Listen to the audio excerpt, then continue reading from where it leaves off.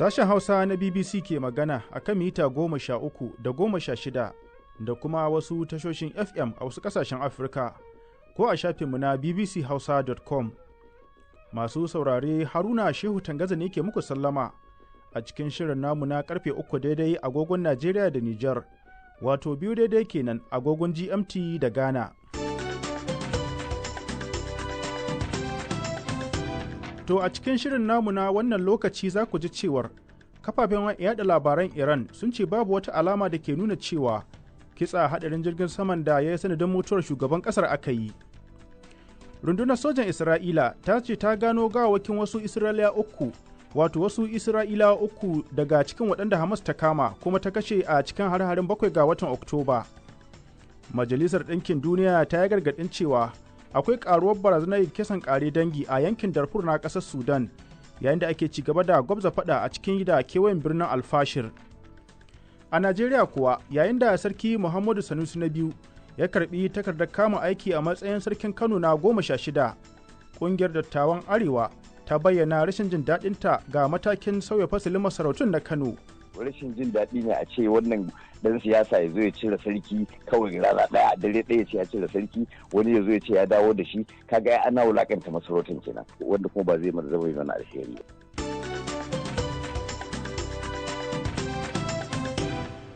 To za ku ji ƙarin bayani kan waɗannan da ma wasu bayan shan cikakkun labaran duniya tare da Buhari Muhammad Fage.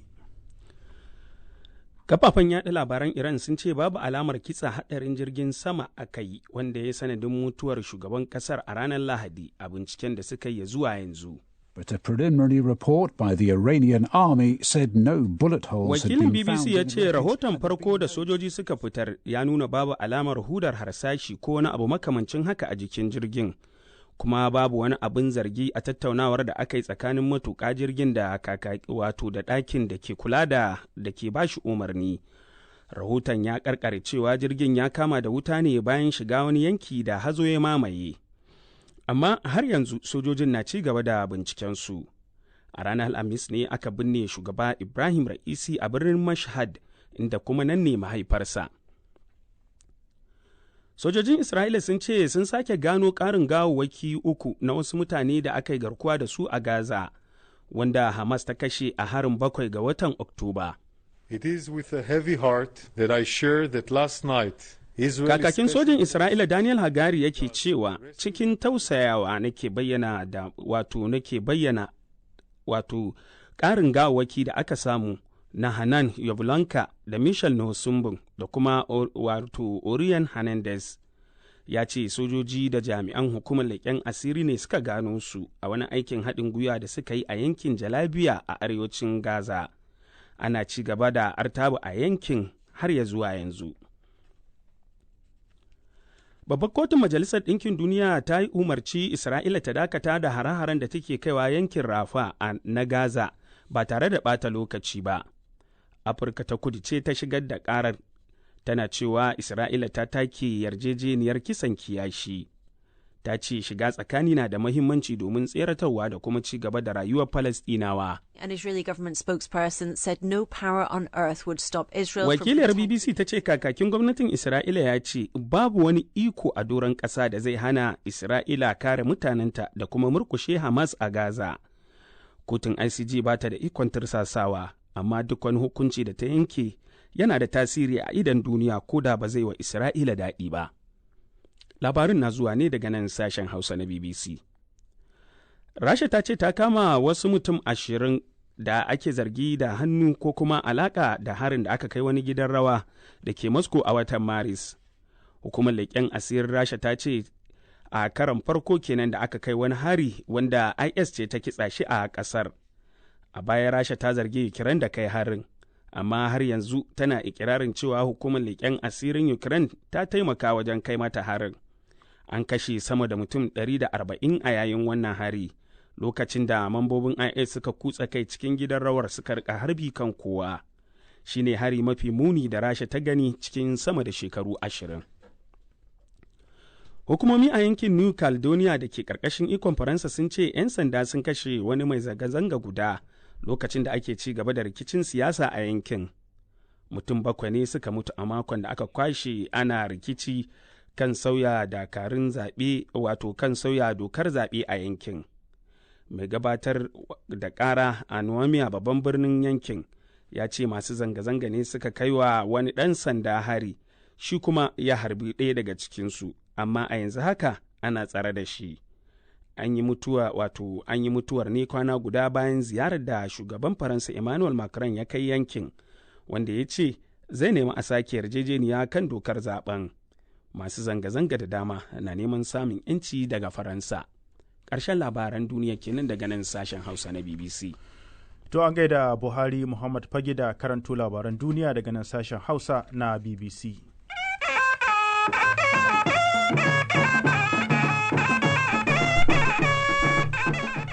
To yanzu kuma sai rahotanni inda za mu faro daga jihar Kano, Najeriya. Sarki Muhammadu Sunusi na biyu ya karbi takardar kama aiki a matsayin sarkin Kano na 16. Gwamnan jihar ne injiniya Abba Kabir Yusuf ya miƙa masa takardar a gidan gwamnati yayin wani biki da ya samu halartar wasu daga cikin manyan hakiman masarautar Kano da 'yan majalisa. A jiya ne dai aka sanar da sake naɗa Sarki Sunusi bayan rushe masarautu 5 na Kano tare da dawo da tsarin masarauta ɗaya tilo. Daga Kano ɗin ga ƙarin bayanin da Zaharaddin Lawan ya aiko mana.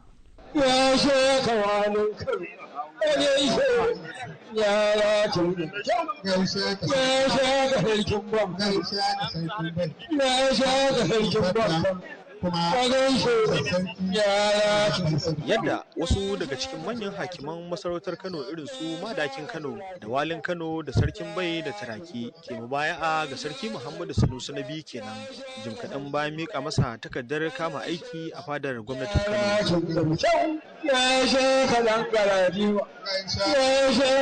Sarki Muhammadu Sunusi na biyu shine ya jagoranci sallar Juma'a a masallacin gidan gwamnati inda gwamnan jihar da kwamishinoni da 'yan majalisa da hakimai da sauran magoya baya suka yi sallah a masallacin. Ɗakin taro na Afirka a nan ne aka yi bikin miƙa takardar ga Sarki Sanusi inda ya karɓi takardar cikin wani yanayi na nuna farin ciki sanye da baƙin rawani da ratsin fari da kuma baƙar alkyabba da da tagwayen masu.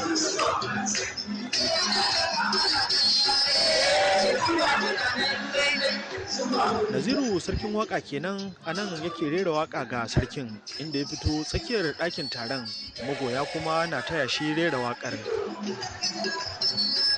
Gwamnan Kano injiniya Abba Kabir Yusuf shi ya mika takardar ya kuma yi jawabi inda ya tsokaci kan yadda suka cimma matsayin rusa masarautun Kano 5 da kuma dawo da tsohuwar dokar da ta bayar da damar naɗa sarki ɗaya tilo a masarautar Kano tare da sanar da Muhammadu Sunusi na biyu a matsayin wanda zai shiga gidan dabo. Mun zauna 'yan majalisar sarki masu naɗin sarki, mun zauna da shugabanci na majalisar jiha, mun zauna da shugabannin hukumomin tsaro. Dukkanin ma abin da muka yarda da shi shine wannan doka ta yi daidai kuma ta karɓu a wajen al'ummar jihar Kano. Saboda muhimmancinta da sanin abin da al'ummar jihar Kano suke so kenan da kuma ƙoƙarinmu na cika alƙawari da muka yi ko awa 2 da kawo min bata ba muka rattaba haka. Muna gode wa Allah subhanahu wataala da ya ba mu ikon ya sa mana tunanin mu yi abin da muke. Saboda ina so in kira ga al'ummar jihar Kano musamman su 'yan majalisarmu wanda suka yi abin da doka ta ce cewa su kwantar da hankalinsu dokar su in Allah da tana nan daram. Doka ta ba wa gwamna dama ya yi abin da ya kamata. Doka ta zauna a jihar Kano daram. A nasa jawabin Sarki Muhammadu Sanusi na biyu ya ce an yi babban aiki na dawo da abin da iyaye da kakanni suka ɗabbaka shekaru aru-aru. Mai girman gwamna da 'yan majalisa ba za ku fahimci girman abin da kuka yi ba sai an koma tarihin Kano da tarihin ƙasar nan. A cikin sarakunan Kano an fara lissafi daga kan Bagauda sama da shekara 1000 da suka wuce. A cikin shekara 1000 nan sau ɗaya kawai cikin 1652 a watan Disamba aka yi sarki Muhammadu Kokuna aka yi masa juyin mulki bayan 'yan kwanaki ya dawo 'yan kwanaki a cikin watan ba su kai wata ɗaya ba. Banda wannan a shekara 1000 a ƙasar nan a arewacin ƙasar nan mun gani a jihohi daban-daban ƙasashe na manyan sarakuna 'yan siyasa sun zo sun kacaccala su. Wata jiha sarki ɗaya ya zama sarki 20, wata sarki ɗaya ya zama sarki 19. Akwai jihohi a arewacin Najeriya inda a local government ɗaya akwai sarakuna masu daraja ta ɗaya guda 2 ko guda 3 duk saboda lalata tsarin sarauta. Sarkin ya ƙara da cewa da gwamnati ba ta hoɓasa ba, da wata rana a Kano sai wasu sun bushi iska sun kwatanta irin abin da aka yi a wasu wuraren na kyakketa masarautu. Wannan abin da aka ɗauko a Kano da an bar shi ya ɗore. Wata rana sai mun ji ana sarkin kumbotso, sarkin kunci, sai an yi sarakuna 44. Saboda haka wannan abin da gwamnati ta yi da majalisa a fikihun malikiya ake cewa sadda zari'a. Toshe hanya aka yi ga barnar da tafi wannan, wacce in an yi ta aibinta ya ninninka abin da aka yi. Saboda haka wannan abin da aka yi mun yi wa al'umma, kun yi wa magabata da suka kafa ƙasar nan, suka zubar da jininsu wajen tabbatar da ita kan addinin musulunci, suka zubar da jininsu, 'ya'yan sarki, 'ya'yan malamai, bayin sarki, mutanen gari ba iyaka da suka mutu saboda kare martabar ƙasar nan. Kuma an kafa sharaɗi kada wani ya sake farkawa daga bacci wata rana ya ce wannan jinin ba shi da daraja. Al'ummar Kano kanta a haɗe yake. Babu wani ɓangare na al'ummar Kano da yake faɗa da wani ɓangare.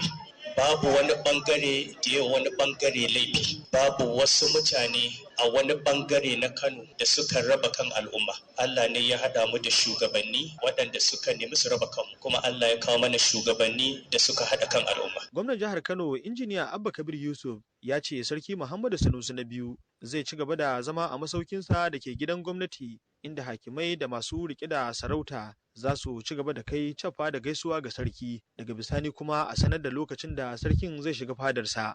Zaharaddin Lawan, BBC Hausa, daga Kano a Najeriya. To an gaida Zaharaddin. To a daidai lokacin da wasu ke nuna murna da matakin na sauya fasalin masarautun Kano da maido da Muhammadu Sanusi na biyu a matsayin sarkin Kano, ƙungiyar dattawan Arewa ta bayyana rashin jin daɗinta ga wannan matakin. Ƙungiyar ta Northern Elders Forum ta ce hakan kamar mayar da masarautun gargajiya ne ba su da daraja, waɗanda 'yan siyasa ke iya juyawa yadda suka ga dama. Hakan kuwa na zuwa ne yayin da wasu masu riƙe da sarautun gargajiya a Kano suka shigar da ƙara a gaban kotu inda suke ƙalubalantar matakin. Gadi rahoton Zubairu Ahmed. Sarkin dawaki babba Alhaji Aminu babba da Agundi ne dai ya shigar da wannan kara a gaban kotun tare da mai mazauninta a Kano, inda yake kalubalantar rushe masarautun da gwamna Abba Kabir Yusuf ya yi, da kuma ya bayyana da cewa sun shafi nasu matsayin kai tsaye. Alkalin kotun mai shari'a Muhammad Liman ya bayar da umarnin dakatar da gwamnatin Kano daga aiwatar da matakin rushe masarautun jihar. Barista Ibrahim Aliyu Nasarawa shine lauyan waɗanda suka saka karar, kuma ya BBC karin bayani. An shigar da ita jiya a Federal High Court ta Kano. An saurare mu a roƙonmu na farko wanda muke neman a gaggauta a dakatar da abubuwan da ake halin da ake ciki, saboda kasancewar idan aka ci gaba a haka kenan duk abubuwan da aka gina a ƙarƙashin wannan doka sun ruguje gaba ki daya. Ma'ana an rusa masarautu, an rusa dukkan wani abu da aka yi ƙarƙashin sa. Muna ganin shi kuma haka zai cutar da mu, shi ainihin wanda muke wakilta Alhaji Aminu babba. Shi abin da yake bukata cewa shine ita wannan soke doka da aka yi ba a yi ta bisa ka'ida ba. Karar kenan ta shafe su ne kai tsaye saboda watakila sarautun da suke rike da su, ko kuma game da mayar da shi Muhammadu Sanusi na biyu a matsayin sarkin Kano ne suke karar takamaimai. A'a, idan aka kalubalance soke dokar aka ce a dakatar da ita ba wasu ka'ida take ba, to kaga duk wani abu da za a dora a kai a ce an dakatar da sanda kotu ta yanke hukunci ta ce to a soke dokar ya mai soke waccan doka ta masarauta da ya yi daidai, in ta yi daidai shi kenan sai a ci gaba inda ake, in kuma ta ce ba ta daidai ba aka soke ai kaga duk abin da aka ba shi da wani amfani. An yi karar gwamnatin jiha, sannan an yi karar majalisa, shugaban majalisa sun da su suka yi doka, sannan an yi karar kwamishinan shari'a wanda yake shine ainihin babban lauya na gwamnati, attorney general. To kaga su aka fara yin kara. Kazalika su ma kungiyar dattawan Arewa sun bayyana damuwa kan hanyoyin da aka bi wajen daukar wannan mataki, da suka bayyana da cewa siyasantar da shi na iya taka rawa wajen rarraba kan jama'a. Alhaji Suleiman Abdulaziz shine kakakin kungiyar dattawan Arewa. Wato abin da muke faɗi shine tunda ka san ita Kano yadda take, musamman abin da ya shafi masarauta ko maganar addini sai kaga an dan samu hatsani. Abin da muka fara faɗi shine muna kira ga 'yan siyasa kar su mai da abin na tashin hankula, su kuma mutanen gari su bi a hankali kar su yadda 'yan siyasa su saka su a cikin matsalar da ba su iya fita ba. An riga an dagwalgwala harkan masarautu na gargajiya da muka sani an maida shi siyasa. Martaba na masarautunmu yanzu duk sun zube ba su da wani tasiri. A zauna a yi gyara na gaskiya, ko da bature ya zo ya gamu da masarautunmu bai taba su ba, ya bar su ka shiga da ayyukansu, aka zauna lafiya.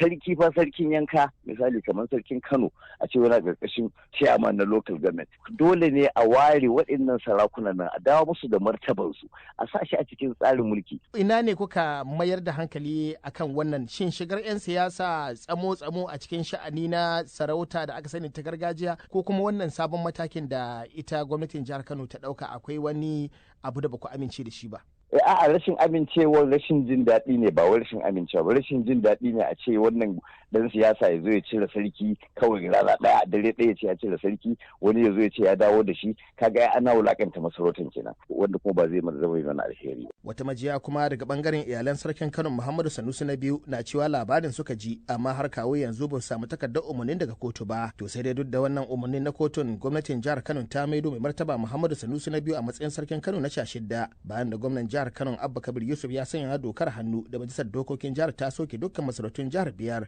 waɗanda aka kirkira a shekarar 2019. Zubairu Ahmad, BBC Hausa a Abuja, Najeriya. To an gaida Zubairu Ahmad da wannan rahoton, yanzu kuma ga wannan sanarwa.